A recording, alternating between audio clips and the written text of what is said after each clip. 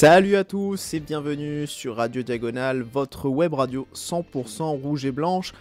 Et bienvenue, c'est un nouveau débrief, c'est un débrief consacré à la rencontre entre Montpellier et Monaco. C'était la 24e journée de Ligue 1. Monaco qui a concédé le nul sur la pelouse de la Mosson en territoire héraultais. 2 buts partout, les Montpelliérains qui sont revenus à 2 reprises au score. Les buteurs, vous les connaissez sûrement déjà. Il y a eu un premier but signé Gelson Martins, l'inévitable Gelson Martins au quart d'heure de jeu. Un but signé Falcao à la 82e. Et les buts montpelliérains signés par Laborde et Delors sur penalty en toute fin de match. Pour cette émission, il y aura Patrice et il y aura Rome. Bonsoir messieurs. Salut. Salut Damien, salut Patrice. Alors du coup voilà, on l'a dit, Monaco qui a mené par 2 fois dans cette rencontre, qui a montré à nouveau des belles choses.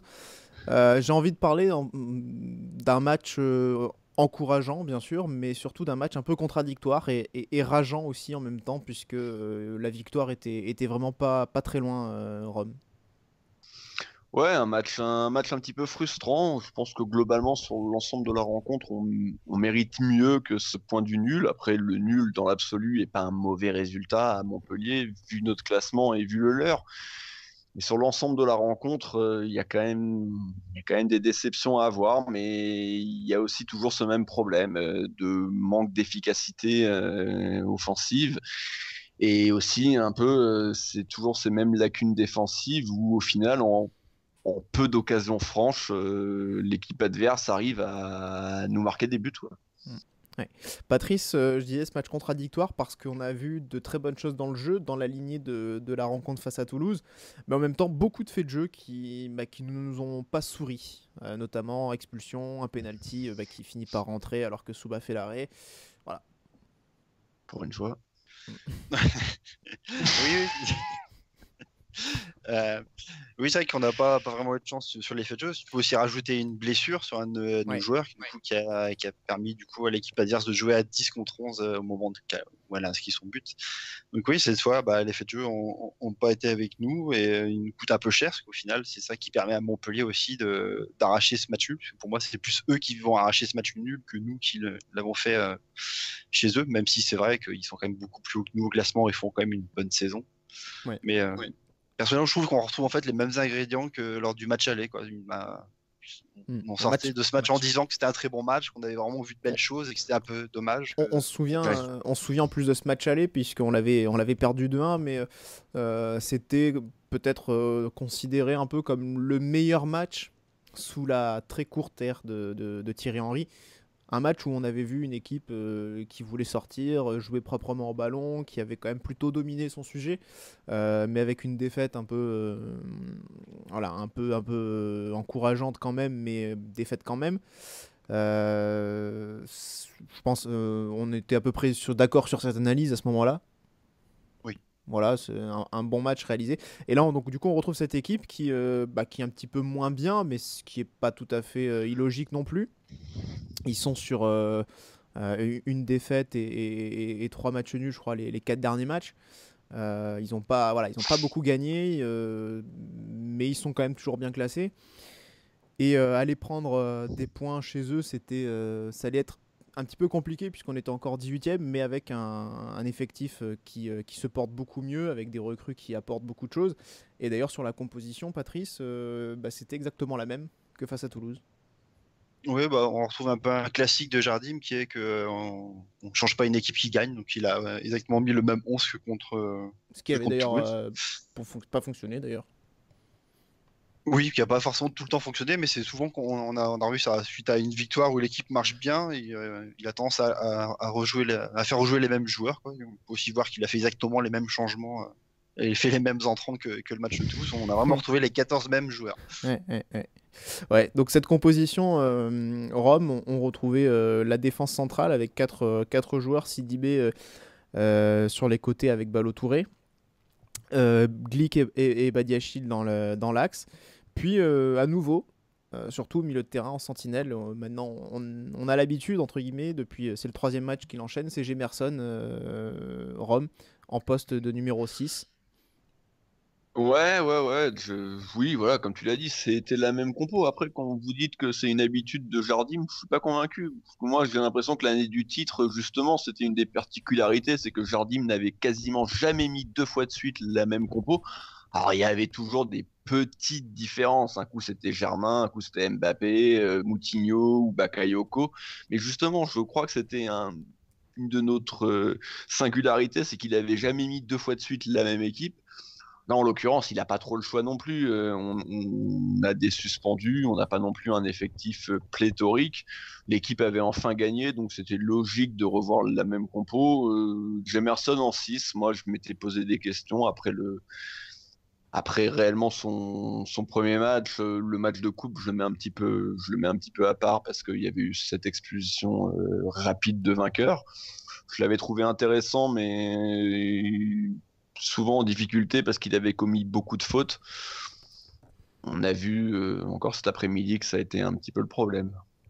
Ouais, beaucoup de fautes, on pourra revenir sur son cas.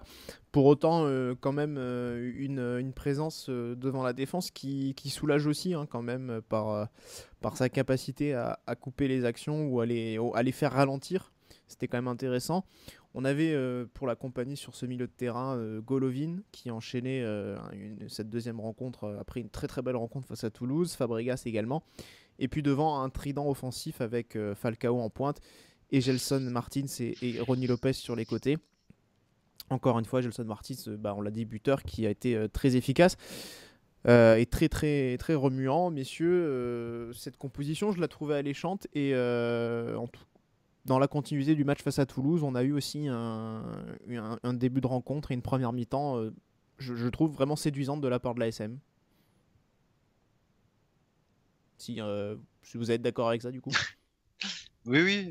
Je mettrais de côté quand même les 5-10 premières minutes où on a eu un déchet technique qui était affolant. On n'arrivait pas à enchaîner les passes. Alors, je sais pas si c'est le pressing montpellierien qui faisait ça, mais on avait du mal, je trouve, à rentrer un peu dans le match, même si on avait la possession, mais on n'en faisait vraiment rien. On perdait très rapidement le ballon. Mais c'est sûr que sur l'ensemble de la première mi-temps, après, on a largement repris le jeu à notre compte. On s'est procuré de nombreuses occasions et qu'on finit cette mi-temps en gagnant 1-0, c'est totalement mérité pour moi. Ouais. Rome, toi aussi, on a, comme l'a dit Pat, ce petit déchet technique, mais après on a vu une plus grande maîtrise. Et puis j'avais quand même envie de signaler, alors toi peut-être sur Fabregas, tu auras un peu plus de réserve, comme tu les as depuis 2 matchs. Oui. Voilà, on en parlera évidemment après, mais on peut dire quand même que cette association là, Gelson, Fabregas, Golovin, c'est quand même beaucoup d'amour, je trouve. Oui, en tout cas, ce qui est sûr, c'est que les recrues, malgré tout, font beaucoup de bien. On peut même aller jusqu'à Ballo Touré. Ronny Lopez peut être considéré, entre guillemets, comme une recrue, vu qu'on l'a quasiment pas vu sur la première partie de saison. Donc oui, très clairement, il n'y a pas grand-chose quand même de négatif à mettre de leur côté sur la première mi-temps.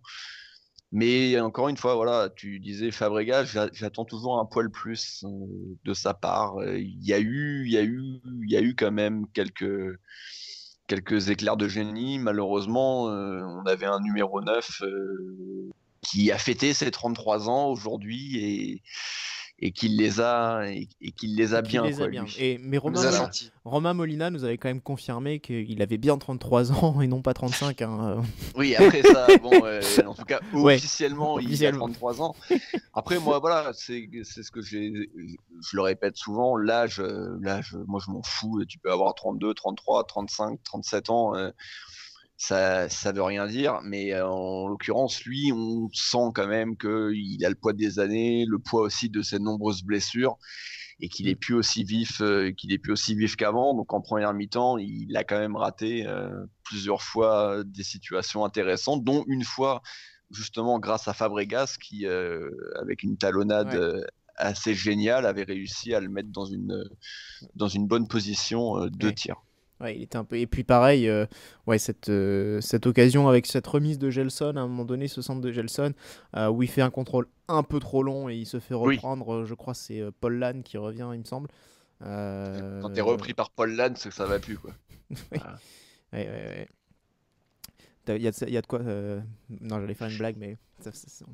En Enfin, fait, tu l'avais pas. si, je l'ai, mais il y a de quoi être. Ça fait tourner en bourrique. Mais ok. D'accord. Voilà. Merci Boris. Promis, il me l'a pas soufflé. Hein, non. Mais bon, voilà. Pendant que tu aussi une troisième action où c'est Rolling Lopez qui lui fait une sorte de talonnade aussi à Falcao, qui après fait une frappe au-dessus de mémoire. Et du coup, en première mi-temps, il a quand même 3 occasions très franches où dans une meilleure forme, je pense qu'il peut, peut faire mieux que ça. Après, on le sait aussi, on en revient toujours un peu au même débat, mais Falcao a fourni quand même beaucoup d'efforts dans ce match. D'une manière générale, on l'a vu beaucoup remiser, beaucoup redescendre. À un moment donné, il est même redescendu dans les 30 mètres pour continuer son action défensive, entre guillemets. Donc il s'est pas caché une nouvelle fois, il a fourni beaucoup d'efforts et on sait que seul en pointe comme ça, même s'il est mieux épaulé qu'avant évidemment avec des joueurs très remuants et qui sont capables de créer des décalages et de lui donner du mouvement autour de lui, bah, ça reste un joueur qui est seul en pointe, mine de rien, qui doit jouer comme un joueur seul en pointe et qui serait sans doute plus à l'aise avec un deuxième attaquant qui pourrait l'aider dans ce travail-là quand même. Oui, très clairement, depuis qu'il est à Monaco, de toute façon, globalement, il a les périodes où il a brillé, que ça soit d'ailleurs son tout début de période avec Monaco, où il était associé avec Emmanuel Rivière, où il avait quand même été très bon pendant 4 mois. Après, c'était avec Rivière, c'est une chose, mais il avait quand même été très bon. Évidemment, l'année du titre, associé que ça soit avec Germain ou Mbappé, oui, il semble plus à l'aise dans une attaque à 2. Ça fait bien longtemps qu'on le dit et qu'on le répète. Maintenant, sa prestation. Parce que je pense à ça, on parle beaucoup de. Tu dis, voilà, ça fatigue. Enfin, en tout cas, on sent un peu le poids des ans pour lui. Mais justement, d'avoir un joueur vraiment à côté de lui pour le soutenir aussi, ça pourrait lui permettre d'être un peu plus frais physiquement pour mieux terminer les actions aussi, je pense. Ouais, je sais même pas si ça ferait forcément cette différence-là. Je pense surtout que ça lui procurerait plus de situations offensives. Maintenant, le problème, c'est qu'à l'heure actuelle, bah, on n'a pas grand monde à lui mettre réellement avec en attaque. On a la solution Vinicius qui vient d'arriver, qui est un jeune joueur, grand gabarit. Bon, est-ce que réellement avec Falcao ça peut faire une doublette intéressante? J'en suis pas convaincu. Moi, je reste convaincu. Si on a dit que Vinicius était un peu une sorte de Emmanuel Rivière, pourquoi pas? Ouais, enfin, pour le coup, il me fait plus penser à Cario, mais un peu entre les deux. Bah, la capacité à aller en profondeur, mine de rien, ça faisait beaucoup un peu plus penser à Rivière, je trouvais. Ouais, mais sauf que le Falcao de 2012 était aussi un petit peu plus jeune et avait encore un peu plus de jambes. Il s'était pas fait le genou encore. C'était pas le même non plus, quoi. Mais non, mais sinon, mis à part, moi, je reste persuadé qu'une doublette avec Pellegrini serait vraiment top. Le problème, c'est que Pellegrini, voilà quoi. Et voilà. Oui, et ben on est bien d'accord, mais très clairement, moi, j'ai envie de voir cette doublette là et sur plusieurs matchs. Le souci, c'est que Pellegrini, il est. Falcao sera à la retraite avant que Pellegrini rejoue au foot, quoi. Ouais, voilà, c'est le problème. Voilà, donc mais sans Pellegrini, voilà. Jovetic, mais c'est le même problème, quoi. Mais pour le coup, je suis moins hypé par le duo Jovetic-Falcao que par le duo Falcao-Pellegrini. Ça, c'est vraiment un duo qui m'intéresse beaucoup, mais est-ce qu'on va le voir d'ici la fin de saison? Ça, j'en suis moins certain. Et l'année prochaine, vu que Falcao risque de partir, je pense qu'on le verra jamais, en fait, ce duo. Voilà. Du coup, très bien, tu as répondu toi-même à ta question. Oui. Voilà. Mais du coup, ça explique pourquoi Falcao joue seul en pointe. Et l'autre raison, c'est peut-être parce qu'aujourd'hui, Jardim semble tenir un meilleur équilibre avec son milieu de terrain. Et ce qu'on peut constater, Patrice, en plus, c'est que ce milieu de terrain, il est dominateur dans les rencontres. On l'a vu face à Toulouse, on le voit ce soir. C'est un milieu qui domine son sujet, qui maîtrise, qui gagne, comme on dit, la bataille du milieu de terrain. Et c'est assez nouveau cette saison de voir ça. Oui, ça nous change. Alors même si on n'a pas la possession, parce que sur les derniers matchs, c'est à peu près assez équilibré, quoi. Là, c'était du 50-50 par moment. Ouais, voilà. Donc on n'a pas forcément la possession propre comme on certaines équipes pourraient l'avoir. Mais c'est sûr que déjà, on a moins l'impression de se faire balader, avoir nos joueurs courir dans tous les sens après le ballon sans jamais le toucher. Ouais. Là, on a vraiment l'impression qu'ils sont beaucoup mieux en place. Ils arrivent bien à contrer les adversaires, à faire beaucoup de récupération. Même les contre-attaques, je trouve on arrive déjà un peu mieux à les couper grâce sûrement à cette sentinelle qui est Gemerson pour l'instant. Ouais, c'est intéressant parce que même si Gemerson fait souvent faute, c'est vrai, il y va pas avec le dos de la cuillère. Hein. Gemerson, au moins il y a quelqu'un. Voilà, Gemerson is the new Jerko Leko.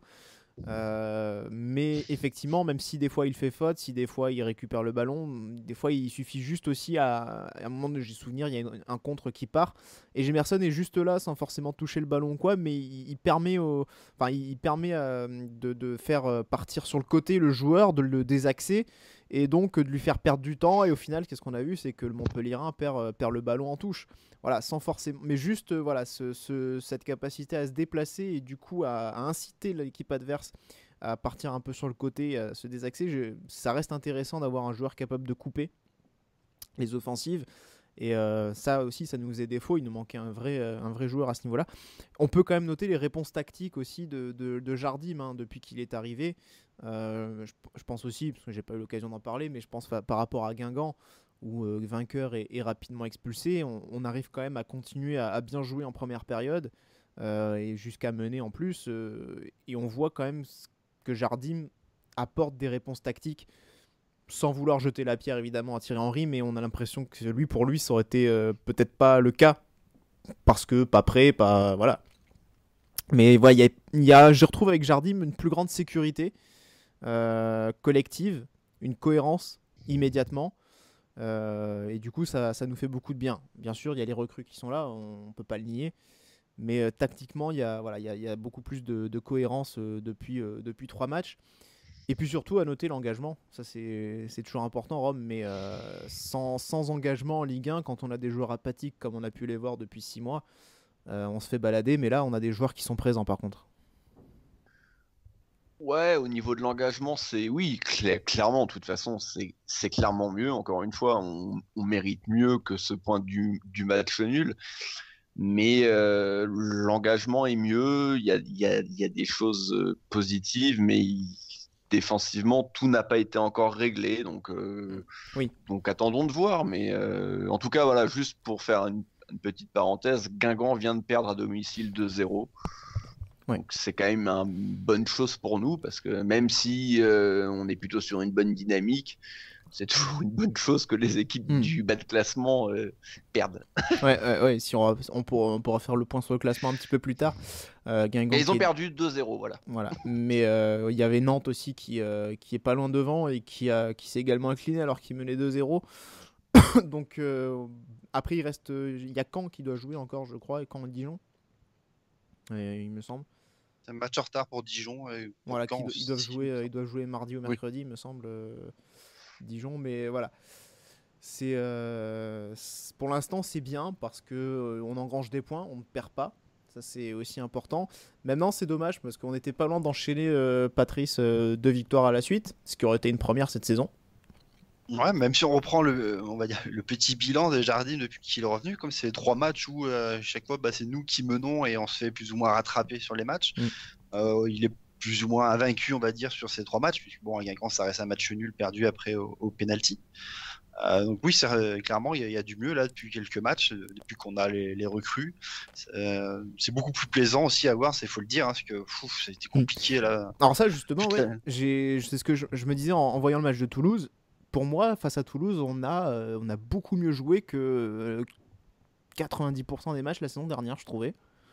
Je trouvais un visage vraiment séduisant et pareil ce soir, à un degré un peu moindre, mais pareil, je trouve qu'on est beaucoup mieux, on joue beaucoup un meilleur football que la saison dernière, très clairement. Je sais pas si vous êtes d'accord avec ça ou si ça vous paraît exagéré. Aller jusqu'à dire qu'on jouait mieux que les matchs de l'année dernière. L'an dernier, il y a eu beaucoup de matchs qui étaient quand même pas terribles du tout, hein, même des victoires ou quoi. Là, je trouve qu'il y a un jeu vraiment séduisant, on va vers l'avant, il y a beaucoup plus de mouvements, il y a des redoublements de passes. Je pense il y a Golovin qui est très très bon pour jouer dans les petits espaces en fin de compte avec Fabregas. T'as Martins qui est un véritable dynamiteur, ce que n'arrivait pas à faire Lemar par exemple à côté la saison dernière. pareil, je trouve j'aime beaucoup ce visage, le visage de cette équipe là depuis 2 matchs. Et Fabregas. Oui, j'en ai parlé, Fabregas, ouais. Pardon, oui, puis même Ballo Touré, comparé à ce qu'on avait l'année dernière à ce poste-là, ça reste un peu pour construire. Quoi. C'est vrai. Ouais. Mais après, effectivement, il y a encore une fébrilité défensive. Rome, on l'a vu. Ça commence aussi par j'ai envie de dire des joueurs qui en font encore des erreurs de jugement dans leurs interventions. On l'a vu ce soir avec les 2 anciens compères de la défense. Il n'y a pas que, mais aujourd'hui, ils ont quand même pas mal coûté. J'Emerson Glick. Et Glick surtout en fin de match. Même si on note aussi un Badiachil un peu en deçà également. Mais tu l'as dit, cette fébrilité défensive, elle est encore présente. Oui, c'est pour ça qu'on considère que les matchs sont un peu plus intéressants que ceux de l'an dernier. Je peux le concevoir parce que offensivement, on voit peut-être des choses un peu plus intéressantes. Alors après, oui, je comprends les gens qui pensent que le foot, c'est marquer plus de buts que l'adversaire. D'un autre côté, quand on prend 2 de moyenne par match, ça devient compliqué d'en marquer plus que l'adversaire. Donc moi, ça me satisfait pas. Moi, ce que j'aime avant tout, c'est les grosses défenses. Voilà. C'est dans n'importe quel sport. Hein, voilà, Rome, il aime bien s'emmerder quand il regarde un match de foot. Le Super Bowl où il s'emmerde, il adore ça. Et par exemple, voilà. Par exemple, j'ai beaucoup aimé le dernier Super Bowl d'Amiens, même si les Patriots sont gagnés, mais bon, rien n'est parfait. Mais voilà, moi, j'aime avant tout voir un vrai socle défensif. Après, évidemment, quand il y a des buts et tout, c'est évidemment que c'est agréable. Mais c'est toujours dérangeant de prendre autant de buts. Donc après, oui, c'est vrai que c'est un petit peu mieux offensivement. Maintenant, défensivement, ouais, Ballo Touré, j'aime beaucoup ce joueur dans l'absolu. J'aime beaucoup ce qu'il apporte offensivement, mais c'est vrai que défensivement, quand même, et encore une fois, la plupart des attaques, la plupart des situations cet après-midi sont venues de son côté. Badiachil est quand même globalement en difficulté.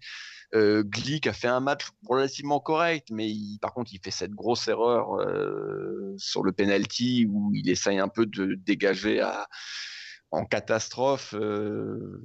Il voit pas spécialement l'attaquant arriver, mais bon, c'est un manque de maîtrise. Il y a penalty, il y a pas grand chose à dire, alors qu'en plus certainement l'attaquant n'aurait pas marqué même sans son intervention.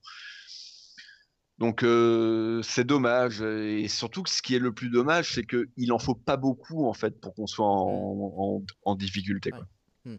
Pour autant, sur le visage même de cette équipe, au-delà des petits problèmes défensifs, on sent quand même qu'elle est, le visage, il y a vraiment une évolution, il y a un renouveau, même si elle prend encore pas mal de buts, il y a moins de fragilité mentale. Je ne sais pas ce que vous en pensez, mais j'ai l'impression qu'elle est capable, à l'image d'aujourd'hui, de réagir, d'aller marquer en fin de match, de pas non plus se désunir, de pas craquer de tous les côtés.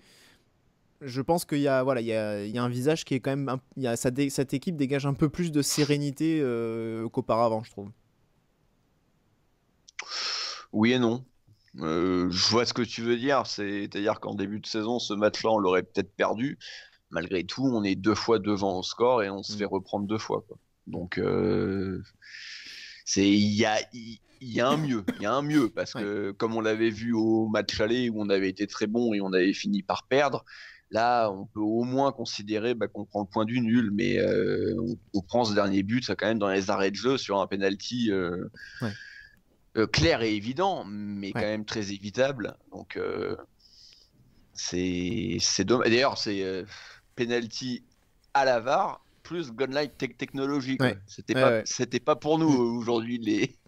Ah oui, mais c'est ce qu'on disait. Hein, Patrice, en plus, tous les faits de jeu étaient contre nous parce qu'il y a l'expulsion de Jardim, la blessure de Golovin, on se fait remonter 2 fois au score et donc en plus le dernier but, c'est la VAR qui, finalement, qui est indiscutable de toute façon la faute. Et en plus, le but est validé par la goal line technologie après que Souba ait quand même réussi à ralentir le ballon. Parce qu'il n'a pas véritablement arrêté. Il a fait un semi-arrêt, il s'améliore. Voilà. Après sur penalty, on peut pas trop le chambrer puisque ça reste encore un de ses points forts, mine de rien. Oui, il reste encore très bon dans cet exercice. Ouais. Voilà, mais sinon, c'est surtout les faits de jeu qui ont été contre nous. Et c'est un petit peu dommage maintenant. C'est comme ça et voilà, ça reste un match nul en coup rageant, non? Si on pourrait, on pourrait l'écrire comme ça, quoi, avec un petit tiré entre le mot pour voilà. Alors, ça aurait été quand même mieux que ce soit l'inverse, que ce soit nous qui recollions à chaque fois au score. Et pour le moral des joueurs, je pense que ça aurait été plus favorable. Là, chaque fois, on est devant et on se fait rattraper. Ouais, après, je trouve qu'on a été beaucoup à l'initiative dans le match. Donc, à la limite, j'aurais tendance à préférer ça. C'est-à-dire qu'on n'a pas été... on n'est pas venu avec l'intention de défendre, on est venu avec l'intention de marquer et de gagner ce match tout simplement. De toute façon, il vaut mieux pas qu'on arrive avec l'intention de défendre, qu'on n'y arrive pas. Voilà. Mais du coup, on a été à l'initiative de pas mal de choses dans ce match et moi je préfère retenir ça. C'est ça qui est positif pour moi. Après, mentalement, vu le match, on va peut-être en parler à un moment donné, l'arbitrage a quand même pas été trop en notre faveur ce soir, qui a beaucoup à râler. Je pense que pour les joueurs, ça va rentrer un peu dans la tête, le fait qu'ils vont se sentir un peu volés ou que l'arbitrage a été très mauvais pour eux. Et donc, pas forcément retenir que le résultat, mais vous voyez ce que je veux dire?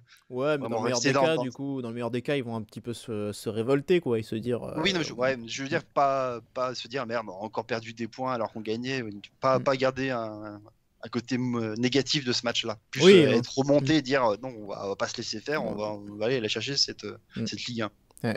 Oui, cette Ligue. Oui, le titre, c'est ça, l'Hexagone. Ouais, exactement. Ouais. Alors, on peut finir champion après que là encore. Ah, on est un peu loin, mais bon. Là, je crois que c'est mort déjà. Mathématiquement, c'est mort ou pas? Non, je sais pas. Mathématiquement, ouais, c'est mort, je crois déjà. Ah, bon, dommage. Je vois que si on gagnait tous les points, on pouvait finir dans les 3 ou 4e, c'était seulement.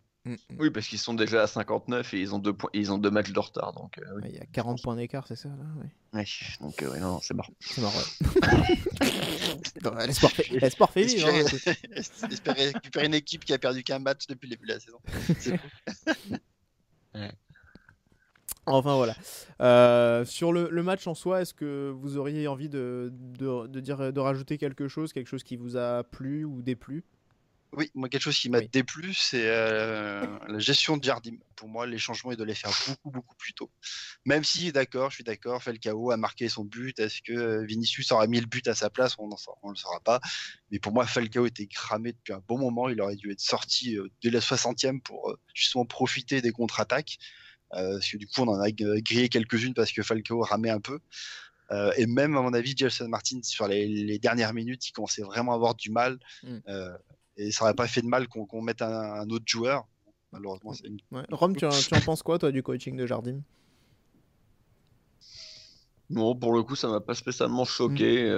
Disons qu'on peut quand même dire, finalement, dans le fait que Falcao marque, ça a donné raison à Jardim, mine de rien. Oui, puis ouais, mais c'est surtout, c'est ce que je disais tout à l'heure, c'est qu'on n'a pas non plus beaucoup de solutions. Voilà, on a Vinicius sur le banc, mais bon, c'est un jeune. Mais Patrice aurait aimé voir Nkoudou avant, je pense. Ah oui, voilà, c'est ça. C'est ton petit. Avoue-le, c'est ton petit chouchou. Ah oui, à fond là. La fameuse rentrée de Nkoudou. Non, mais pour le coup, on a un banc qui est quand même un petit peu plus consistant qu'avant, malgré tout. Dans ce qui nous était proposé, moi, je n'avais pas spécialement envie de faire de changements. Après, je peux comprendre qu'on ait eu envie de voir plus vite un Vinicius, potentiellement un Adrien Silva, voire un Henrich. Après, Henrich, pour le coup, je vois pas trop à quel poste. Adrien Silva qui a fait fort de prendre un carton jaune alors qu'il était encore sur le banc de touche, enfin qu'il était en train de s'échauffer sur le côté du terrain. Donc nous, on entrait en jeu. Et ouais, ça c'est une perf, comme disait Adrien, digne d'un Rémi Vercoutre. C'est une belle perf, mais voilà, non, moi j'aurais plus ou moins continué avec la même équipe du début à la fin, quoi. Pour une fois, c'est pas spécialement un match où je me suis dit il faut faire rentrer un tel ou un tel à la place de. J'ai pas vu spécialement de joueurs en grande difficulté. J'ai vu des joueurs un peu moins bons que d'autres, mais il n'y a rien qui m'a choqué, quoi, spécialement. Et encore une fois, faire sortir Falcao, oui. Mais pour faire rentrer quoi oui, encore une fois, si on a Jovetic ou Pellegrini sur le banc, oui. J'aurais eu envie personnellement de sortir, parce que c'est le changement qu'il a fait la semaine dernière, c'était de faire rentrer Vinicius pour Gelson Martins. J'aurais préféré, en tout cas un changement similaire, mais cette fois faire sortir Rony Lopez. et faire entrer Vinicius avec Gelson Martins, le laisser sur le terrain. Voilà, donc j'aurais bien voulu voir ça plutôt. Mais bon, après, on peut pas dire que. Enfin, je trouve pas que le coaching de Jardim nous ait plombé ce soir, cet après-midi plutôt. Et voilà. Lui-même, en plus, d'ailleurs, était expulsé. Hein. On peut le signaler aussi. Ouais. Sur le but, d'ailleurs. Oui, sur le but, oui, parce que juste après la sortie, enfin la blessure de Golovin, en fait, puisque ça se passe dans les 2 minutes qui suivent, même pas. Mais bon, Golovin, ouais, on peut revenir aussi peut-être sur ce fait de match, mais le fait que. Je sais que Rome, ça t'a fait hurler parce qu'on sorte pas le ballon. Mais c'est vrai qu'en plus, t'as Golovin qui est hors des limites du terrain. Si au moins il était resté sur le terrain, je sais pas pourquoi il est sorti, en fin de compte. L'arbitre lui a dit de sortir. Ouais, mais il avait mal, quoi. Donc, à un moment si donné, vous voulez se faire soigner, il fallait qu'il sorte du terrain. Ouais, mais. Après, c'est ce qu'on a l'air de voir que l'arbitre ralentit. Là, je comprends pas. Bon, peut-être Golovin étant blessé et souffrant, je pense qu'il a peut-être voulu, il a entre guillemets pensé à lui et essayé effectivement de faire le maximum pour qu'on vienne le soigner parce qu'il devait certainement avoir très mal. Mais c'est vrai au début, il a essayé de rejouer. Hein. Si on voit bien, il prend la faute, il se relève, il commence un peu à marcher, puis il voit que ça va pas et du coup, il sort du terrain après. Ouais. Mais pourtant, on sait en plus tous les joueurs restent sur le terrain ou presque pour que le jeu s'interrompe.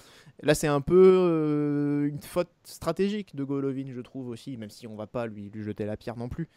Mais je pense qu'en restant sur le terrain, l'arbitre aurait certainement arrêté le jeu et on aurait sans doute pas pris ce but. Je suis pas convaincu que l'arbitre a arrêté le jeu parce que nous-mêmes on continue de jouer. Donc pour moi, parce qu'il est dehors. Non, mais oui, mais peut-être que oui. Enfin, en même temps, Damien, qu'il soit allongé sur le terrain ou qu'il soit dehors, c'est pareil. Les joueurs, ils savent qu'on est à 10, donc au final, ça revient au même. Oui, mais qu'il soit sur le terrain ou dehors, je veux dire, le joueur n'a pas à sortir le ballon. C'est l'arbitre qui doit siffler. Ça, c'est un point de règlement. Même si on continue par habitude de mettre le ballon en touche, c'est l'arbitre qui doit siffler. On n'a pas le droit entre guillemets, on n'a pas le droit de mettre le ballon en touche pour arrêter le jeu volontairement pour que voilà. Mais je veux dire, si Golovin, ça se fait officieusement, mais il faut attendre le coup de sifflet. Et je pense que si Golovin était resté sur le terrain, l'arbitre aurait été obligé de siffler à un moment donné. Je suis pas convaincu. C'est dommage, en tout cas. Je suis pas convaincu, encore une fois, parce que nous-mêmes on joue. Encore une fois, c'est là où est toute la différence, c'est que souvent les arbitres sifflent quand c'est l'équipe adverse qui commence à prendre le contrôle du ballon et qui joue. En l'occurrence, ils se blessent, on continue de jouer. Il y a quand même plusieurs actions de jeu. Il y a plusieurs passes. Il se passe quand même beaucoup de choses et on prend un contre. Donc l'arbitre n'a pas spécialement de raison de siffler. À partir du moment où l'équipe qui a subi la blessure décide de continuer à jouer, non, pour moi, c'est une erreur de notre part. C'est à nous de sortir le ballon volontairement pour faire le changement, pour arrêter le jeu. Pour le coup, non, c'est une erreur de notre part. Ça se passe très vite. Après, c'est quand même pas de chance de prendre un but. Je suis pas convaincu qu'au final, Golovin change grand chose à ça, hein, parce qu'on prend un but sur une contre-attaque, hein, Golovin ou pas. Mais faire le changement, c'est une chose, mais il faut qu'il soit prévu, il faut que le joueur soit prêt à rentrer aussi. Et surtout, il faut que l'équipe, le staff médical soit. Oui, mais il faut que le staff médical ait fait le diagnostic aussi. Coach, là, il faut le remplacer, il peut plus jouer, il a un problème, il a une blessure ou je sais pas quoi. Il peut pas jouer, il faut le remplacer. Tu peux pas le sortir comme ça d'un coup. Mais arrête, on a déjà vu ça plus d'une fois où le jeu s'arrête pendant 2-3 minutes. Et au final où il se passe rien parce qu'il y a un blessé sur le côté et qu'au final on a déjà vu ça. Non, c'est juste un manque de lucidité. Je peux le comprendre aussi parce qu'on était plutôt bien et qu'on était plutôt offensif et qu'on faisait des bonnes choses. Le problème, c'est qu'on prend un contre et puis on prend un but. En plus, on n'a pas trop de réussite sur le coup. Mais après, Golovin ou pas, je pense que le but, on l'aurait pris de la même manière. Hein. C'est un but dans les 6 mètres. Pourrait pas changer grand-chose. Hein. En tout cas, c'est regrettable, surtout qu'on a peut-être perdu Golovin quelques semaines, d'après les déclarations de Jardim en conférence de presse. C'est quand même c'est très dommage. C'est très dommage en plus, puisque c'est... Il est en forme. C'est le joueur que j'ai préféré face à Toulouse, très concrètement. Je l'ai beaucoup aimé sa prestation, j'ai beaucoup aimé ce soir aussi. Une belle palette technique, il a vraiment fait plaisir. Et je trouve ça vraiment dommage du coup de le perdre ce soir si la blessure est avérée sérieuse. Surtout, là, on arrivait à s'appuyer sur ce milieu qui était Jemerson, Fabregas, Golovin, qui marchait bien là depuis 2 matchs. Ouais. Tout a recommencé pour le prochain match contre Nantes, parce que du coup, on a déjà 2 qui sont pas là. Ouais, heureusement qu'on a Adrien Silva qui est là quand même. Enfin, du coup, il y a une recrue. Après, il y a on se doute que ça va être vainqueur à Silva qui vont prendre les places. Hein. Ouais. Mais voilà. Donc c'est un peu dommage malheureusement, mais bon, c'est comme ça, il faut faire avec. On pourrait dire que la malchance continue de nous poursuivre. Oui. Alors, on va aborder maintenant les prestations individuelles. Votre top joueur ce soir, messieurs, je pense qu'on devrait être d'accord. Pour la 3e fois consécutive, je vais prendre un petit portugais, Gelson Martin. Ouais, buteur donc à la 14e minute. Il a été tout simplement indispensable. Il a affolé le 11 montpelliérain. Il fait vraiment beaucoup de mal avec sa capacité à accélérer et à éliminer. Voilà. Il est encore décisif ce soir. C'est sa 3e apparition sur notre maillot et il est impliqué dans 5 buts, dans les 6 buts, pardon. Et puis ce soir, il peut faire encore 2 passes décisives, qui fait une très belle passe à Falcao qui est tout seul, là, qui arrête. Et à un moment donné, il décale aussi bien Golovin qui a une frappe qui est arrêtée par le compte. Hein, c'est clairement le joueur clé, quoi. Il rate quand même un gros face-à-face à 1-0. Ouais, c'est vrai aussi. Il pousse trop, il s'écarte trop, il se met vraiment trop dans qui fait un petit peu tâche. Alors voilà, on peut. Voilà, c'est quand même le petit écueil de sa rencontre parce que autant à un partout, autant on n'a pas eu beaucoup d'occasions plutôt de mener 3 buts à 1, autant on a eu vraiment beaucoup d'occasions de mener 2-0 et en l'occurrence une des plus nettes, hormis Falcao, a quand même été son occasion et il l'a pas mis au fond, donc on va pas complètement lui en tenir rigueur. Ça reste une bonne prestation, mais c'est dommage. Voilà. S'il avait mis ce but-là, je pense qu'à 2-0, c'était plié, quoi. Sur votre flop, messieurs, Patrice, la semaine dernière, tu avais mis Sidibé, je crois. Attention, ça m'avait beaucoup énervé. Non, ce sera clairement pas le cas, parce que Sidibé, je le mets plus dans...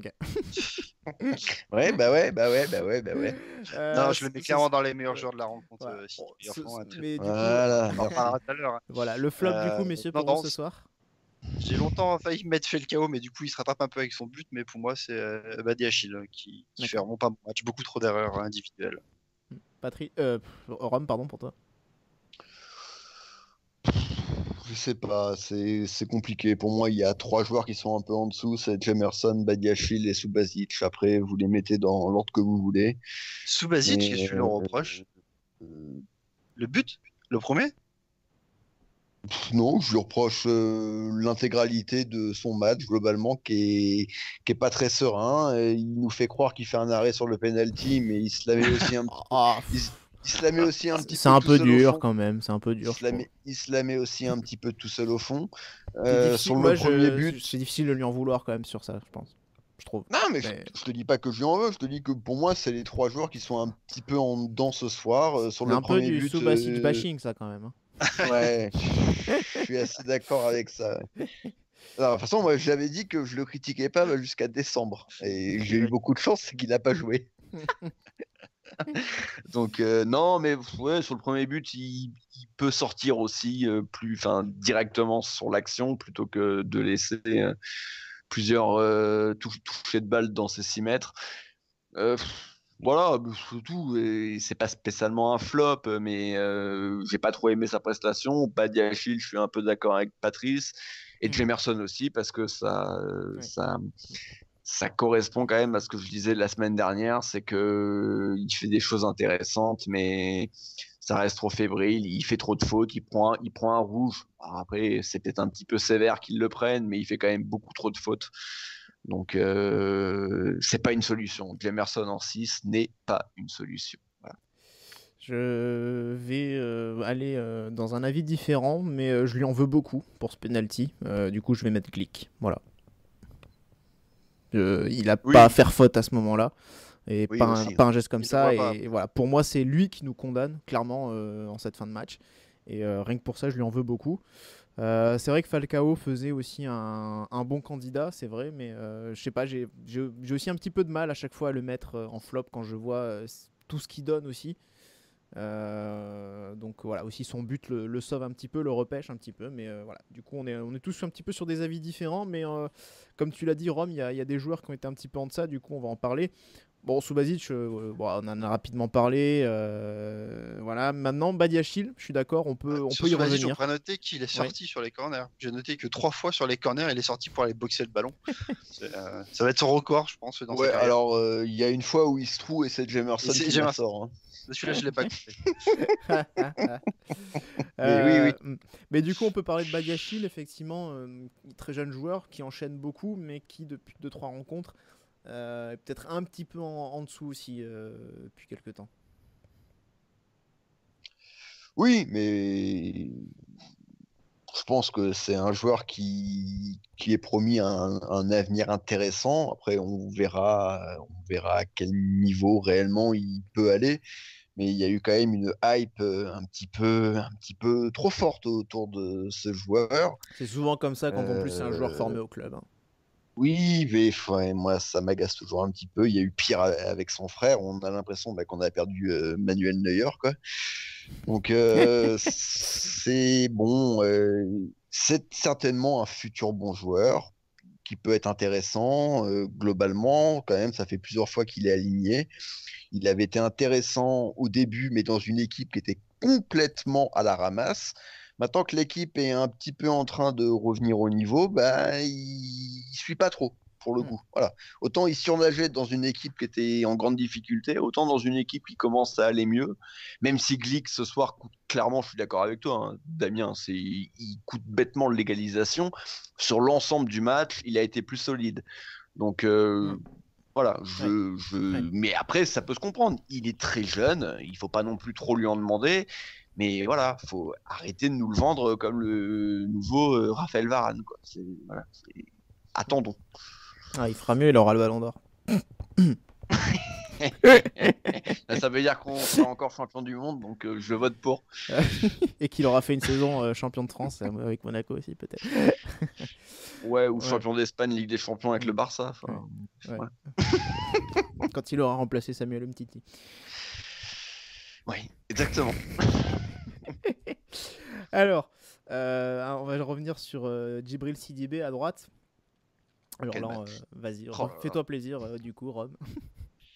Non, mais très bon match. En tout cas, très bon match défensif.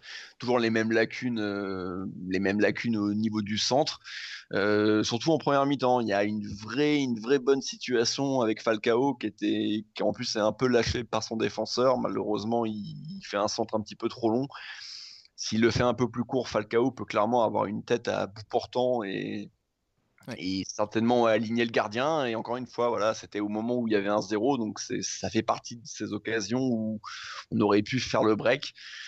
Mais par contre, sinon, défensivement, très bien, une grosse activité. Et encore une fois, il a retrouvé des jambes, c'est qu'il est en train de retrouver, petit à petit son physique et que physiquement, il y a quand même pas beaucoup de joueurs qui ont son abattage, qui ont sa densité et son volume physique. Et quand il est à ce niveau-là, il est très intéressant. Il est évidemment très perfectible, comme il l'était même l'année du titre. Mais ça reste une valeur sûre. C'est un international, voilà, encore une fois. Donc, moi, j'aime beaucoup ce joueur. Donc, je suis content de le revoir à ce niveau-là. Ouais, enfin. Parce que, oui, enfin, voilà. oui, mais bon. Voilà. Parce que bon, tu parles de valeur sûre, mais c'est pas ce qu'on a vu. Même s'il a été blessé, c'est pas du tout ce qu'on a vu ces derniers mois aussi. Hein. Oui, mais c'était à l'image de l'équipe. Voilà, c'est juste. C'est ça le problème. La semaine dernière. C'est ça aussi le problème, c'est qu'à l'image de l'équipe, oui. Mais si c'est un international et une valeur sûre, il doit pas être à cette image-là, quoi. Il doit porter un groupe vers le haut, ce qu'il l'a pas fait aussi. Bon. Après, c'est toujours dur de porter un groupe vers le haut quand tu joues latéral, quoi. Oui, non, mais même dans l'état d'esprit ou dans le, voilà, c'est un joueur, on sait aussi qu'il a pas eu trop la tête à Monaco, qu'il a envie de partir. Voilà. Si maintenant il peut faire quelques bonnes performances d'ici la fin de saison pour qu'on arrive à le revendre, bah tout bénef, hein, écoute. Oh, moi, ce qui me dérangeait, c'était plus par rapport à la semaine dernière, où je l'avais trouvé bien plus fort que Ballo-Touré. Et... Alors, Ballo-Touré, justement, du coup, qui lui a réussi son centre. Contrairement à Sidibé, très beau centre d'ailleurs. Offensivement, ouais, très bon, mais Patrice, défensivement, un peu plus en difficulté. Ouais, bah, on se répète un peu au fil des semaines, hein, parce que ça reste son gros défaut. On l'a dit tout à l'heure avec Badiachil, ça a du mal. Du coup, ce côté-là est très friable et c'est par ici que généralement on prend toutes les attaques adverses. Et généralement les buts aussi. Il me semble là sur le premier but, c'est lui qui renvoie le ballon vers la board. Oui, peut-être. Il me semble que c'est lui qui du coup qui le renvoie. Voilà. Ouais. Voilà. Après, offensivement, oui, c'est sûr qu'il est vraiment très précieux. Quoi. Je trouve qu'il fait du bien. Les centres, c'est encore quelque chose à part, mais je trouve qu'il combine beaucoup du coup avec Lopez ou avec Golovin quand il vient sur ce côté-ci. C'est très précieux. Il est auteur d'une passe décisive ce soir. Et il a eu deux autres actions qui ont amené aussi de bonnes choses. Donc, non, moi j'aime beaucoup en tout cas. C'est sûr que comparé à ce qu'on avait avant à ce poste-là, ouais. c'est le jour et la nuit. Hein, donc on est déjà très heureux de l'avoir, mais il est jeune. Donc, après on peut se dire que défensivement. Et chez JD, c'était pas mal hein, quand même. Je vous trouve bien dur. Je trouve que tu remontes quand même loin, quoi. Faut aller chercher les gilets. Ah oui, non, parce que ce qu'on a eu entre temps, loin, pire saisons. Pas non plus. Et chez Gilles, c'était il n'y a pas si longtemps que ça. Hein. On a résilié son contrat il n'y a pas longtemps, mine de rien. Oui, en début de saison. Oui. Ouais, en plus. Personne ne voulait nous l'acheter. Donc ensuite, on va passer au milieu de terrain. On a parlé déjà un petit peu de Gemerson, à part si vous voulez rajouter quelque chose dessus. Boris dit que c'est la fin de la hype Gemerson en 6. Oui, je suis d'accord avec lui, mais de toute façon, moi, je l'ai jamais eu cette hype-là. Voilà. Ouais, en tout cas, je trouve que ça fait l'affaire. Et bon, évidemment, il va pas jouer tout de suite, mais c'est intéressant. Ça reste intéressant quand même à ce poste-là. En tout cas, je le préfère là pour l'instant que de le voir retourner en défense centrale. Oui, non, là par contre, je suis d'accord. C'est que la trouvaille est bonne hein, quand même de la part de Jardim pour le coup. C'est ce que je vous ai. Enfin, on se parle pendant les matchs, c'est ce que je vous ai dit aussi. C'est que globalement, il était quand même transformé. En l'occurrence, en plus, sa première demi-heure est vraiment d'un très bon niveau parce qu'en plus, il a vraiment fait des bonnes récupérations propres. Bon, il a fini par faire des fautes et par prendre 2 jaunes sévères ou pas sévères, c'est une chose. Mais c'est ce que j'ai dit il y a pas longtemps, ce n'est pas une solution. Voilà. Gemerson n'est pas un milieu de terrain. Et si Paris déjà se prend la tête à savoir si Marquinhos peut être un milieu de terrain, autant se dire que Gemerson n'est vraiment pas un milieu de terrain. Quoi. Voilà. Voilà, c'est aussi simple que ça, quoi. C'est que c'est un pansement, mais c'est pas une solution. Je suis quand même très curieux de savoir ce qu'aurait fait Jardim contre Nantes s'il avait eu Gemerson et vainqueur. Ah bah j'espère qu'il aurait mis vainqueur. Bah, je me pose la question. Ou avec les 2 derniers matchs de Badiachil où il n'est pas non plus très très bon, est-ce qu'il ne nous aurait pas remis aussi peut-être Gemerson de défense? Ah bah ça peut-être, mais moi je te pas parle au milieu de terrain. Au milieu de terrain, j'espère qu'il aurait mis vainqueur. Bah je sais pas, écoute, s'il avait pas été expulsé, j'aurais préféré revoir ce reconduit le même milieu de terrain, puisqu'on a vu que pour l'instant ça marche pas trop mal. Hein, il y a vraiment de bonnes choses qui s'en dégagent. Donc j'aurais préféré continuer dans cette voie-là, mais bon. Voilà. Plutôt que en tout cas de le revoir en défense centrale, ça c'est clair. Du coup, on va également évoquer Fabregas, messieurs. Cesc Fabregas, Cesc Fabregas. Le fameux. Donc un match un peu plus discret, mais toujours essentiel quand même dans l'équilibre d'une équipe. Puis quand même quelques petits gestes de classe. Hein. Tu t'es trouvé ton nouveau Moutinho, toi. Attends, il y a le natif d'Angoulême aussi. Ça peut... Oui, non, mais c'est vrai qu'en plus, pour le coup, il a plus le profil. Mais oui, non, si, Fabregas, bien, mais j'en attends beaucoup plus, quoi. Enfin, en réalité, j'étais en train plutôt de craquer sur Golovin là, sur le match de Toulouse. Donc, Ah oui, voilà, c'est pour ça, tu vois. Moi, quand je vois Golovin, quand je vois Gelson Martins, et j'attends plus de Fabregas. Voilà, évidemment c'est bien, évidemment c'est mieux que ce qu'on a eu au milieu de terrain, que ça soit Benasser ou Aoulou ou Pelé ou bref, j'en passe. Et tiens, et celui dont on ne peut plus citer le nom, mais qui a été élu homme du match hier cet après-midi. Dans une défaite 3-1, il faut quand même le noter, quoi. On parle évidemment du Tilmans. Non, on peut plus. Ah. Il faut plus dire son nom. Ça porte malheur. Mais voilà, évidemment que c'est un super joueur, mais j'en attends plus parce que voilà, c'est un champion du monde, champion d'Europe, Ligue des Champions, etc. J'en attends un peu plus. Voilà, j'en attends de ce que je vois de Martins, de ce que je vois même de Golovin depuis peu. J'attends un peu plus de sa part. Après, si par exemple bon. Après, si Falcao met un but sur sa talonnade, tout le monde va crier au génie derrière, par contre. Et bien sûr, sauf que sauf que Falcao met pas le but, mais que la talonnade, elle est un petit peu seule. J'attends plus que cette talonnade, quoi. Voilà, j'attends ce genre de mouvement, ce genre de passe. J'en attends 3-4 dans la rencontre. Chose que fait Gelson. Voilà, où Gelson, t'as quand même 3-4 moments dans le match où tu te dis waouh.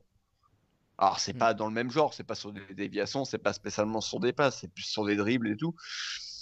Mais après, il fait un bon match, évidemment, il fait une bonne rencontre. Mais j'en attends plus, quoi. Merde, putain, on a quand même, dans l'absolu, c'est peut-être même le meilleur milieu de terrain de Ligue 1. Sur son palmarès, sur son CV, c'est même le meilleur milieu de terrain de Ligue 1. Donc j'attends un peu plus que ça, quoi.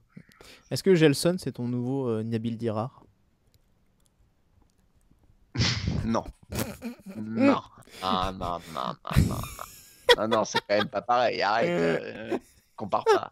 Ah bah je sais pas. C'était ton fou. Non, Gelson, c'est mon nouveau Ferreira Carrasco. Après, j'étais pas encore sur ASM Foot à cette époque-là, mais moi j'étais un grand fan de Ferreira Carrasco. Et par contre, voilà, Gelson serait plus mon nouveau Ferreira Carrasco. Mais Nabil Dirar, non, on n'a pas trop de joueurs à l'heure actuelle à être comparables à. Non. Pour le coup, non. Ouais. Il est unique, Nabil. D'accord. On va passer à Ronny Lopez, si vous voulez bien, messieurs. Depuis son retour, Patrice, je sais pas ce que tu en penses, il est quand même un petit peu plus en retrait. En tout cas, forcément, il y a aussi un peu, il est un peu dans l'ombre d'un Gelson Martins qui brille vraiment, mais du coup, Ronny Lopez est un peu plus en retrait. Maintenant, c'est pas un mal, j'ai envie de dire, puisque les projecteurs sont aussi sur Martins plutôt que sur lui, ce qui lui permet lui de revenir un petit peu dans le rythme déjà, puisque c'est un joueur qui a été très longtemps absent. Et puis ça lui met peut-être un peu moins de pression. Je veux dire, les équipes adverses sont aussi moins focalisées sur lui. Donc peut-être à un moment donné, du coup, il va peut-être pouvoir rebriller, se remettre à briller et à être décisif en étant un peu moins surveillé, quoi. C'est plus le seul élément offensif sur lequel on s'appuie maintenant. Déjà, il a beaucoup moins de ballons, alors que ces derniers temps, c'est plus par lui que le jeu offensif passait. Là, c'est sûr que Gelson Martins aspire beaucoup plus de ballons. Du coup, Lopez plus un jeu sans ballon. Ouais. Par contre, c'est sûr qu'il ne faut pas lui laisser trop d'espace. Parce qu'on a pu le voir sur ce match-là, sur 2-3 actions, il nous fait du bien, quoi. À un moment donné, quand il a le ballon sur la ligne et qu'il accélère tout seul, et que du coup il arrive à trouver Gelson Martins qui est tout seul au centre, là où il rate son action, justement, qu'on parlait tout à l'heure. C'est Ronny Lopez qui est là. La talonnade qu'il fait aussi pour Falcao, qui le place idéalement pour faire une frappe. Voilà, à 2-3 occasions, on a vu qu'il pouvait se monter très dangereux. Il a aussi fait 1 ou 2 frappes. Voilà. Après, c'est sûr que je trouve qu'on n'a pas le Ronny Lopez de la fin de saison dernière qui tout ce qui se faisait finissait en but ou en passe décisive. Ouais. Rome, ton avis, toi, sur Lopez? Ouais, je le trouve un petit peu décevant. Voilà. j'en attends plus parce qu'il nous a montré qu'il était capable de faire beaucoup plus. Voilà, moi, j'étais pas convaincu par ce joueur-là en début de saison dernière. Je l'ai longtemps critiqué. Il m'a fait taire et il m'a prouvé le contraire sur sa deuxième partie de saison. Là, il est de nouveau en train un petit peu de retomber dans le moyen, quoi. Donc, j'espère que les 6 mois qu'il nous a fait n'étaient pas en trompe-l'œil et que c'était son réel niveau. On peut plus dire qu'il revient de blessure. Maintenant, quand même, ça fait plusieurs rencontres qu'il est là, donc le rythme, il l'a retrouvé. Donc clairement, j'en attends plus. J'attends de retrouver le Ronny Lopez qu'on a eu lors des 6 derniers mois de la saison dernière et qui nous a permis clairement, pas à lui tout seul, mais presque, de finir second. Pas encore déclic pour Ronny Lopez. Non, voilà, c'est ça. Pas déclic. Pas encore. Pas déclic. Je vous propose d'en rester là, à moins que vous ayez encore quelque chose à ajouter du coup. Non, ça va. On a pris une branlée en rugby aussi. Voilà, c'est bien. Et ça me faisait plaisir de le dire. Face à Leicester. Voilà, donc une après-midi, donc une après-midi parfaite quoi. On fait match nul à Montpellier, l'équipe de France prend une branlée et tellement c'est l'hélium du match. De temps en temps, tu vois, t'as les astres qui s'alignent quoi. Attends, j'ai peut-être mon combiné qui a 2 doigts de passer. Il me reste plus qu'à valider Athletic Bilbao Barcelone. ça devrait aller, je pense. Allez. Donc on va conclure du coup sur un petit mot sur le classement bien sûr d'abord avant de conclure. Monaco qui reste à la 18e place avec 19 points, donc un point seulement d'inscrits, mais quand même de l'espoir pour la suite. Caen qui est juste derrière avec 18 points, mais qui a également un match de moins. Dijon qui est juste devant avec 20 points, avec aussi un match de moins. Derrière, il y a Amiens avec 21 et Nantes avec 24 points. Voilà, là, il y a les petites cibles à aller chercher. Nantes d'ailleurs qui sera en plus la prochaine rencontre, la prochaine journée pour la 25e journée du coup. Ce sera samedi prochain à 20h. Nantes joue contre Caen justement en milieu de semaine. En plus, voilà. Donc c'est le match en retard, donc du coup ils auront un match en plus dans les pattes. Voilà, donc finalement on verra. Et puis ils seront sans Salah. Non, Salah, elle est pas homologuée. Non. Pardon. Vous allez passer en commission de discipline pour celle-là. Pardon. Pour celle-là, je pense que vous l'avez. Tu l'as. Non. Pardon. Ok. Oh, ça va. Non, mais t'as pas entendu. J'ai fait aussi une petite. J'ai joué sur le mot. Oui, si. D'accord. Voilà. Bon, évidemment, petite pensée pour Emiliano Sala, bien sûr. On a tous été, je pense, un petit peu attristés par ce qui lui était arrivé quand même. Et pour le pilote de l'avion aussi, parce qu'on n'en parle pas beaucoup. Évidemment, ouais. Voilà, messieurs, ce qu'on pouvait dire sur ce match du coup. Une semaine tranquille à venir. On se retrouvera du coup samedi soir pour un prochain débrief. Et puis voilà. Donc n'oubliez pas, si vous voulez partager cette émission, mettre les petits pouces bleus, abonnez-vous à notre chaîne YouTube, relayez, commentez surtout. On vous répond évidemment pour l'interaction avec la communauté. Merci Rome, merci Patrice. Et une bonne soirée à tous. Et bien sûr, n'oubliez pas, taguez Mounegou. Et bisous.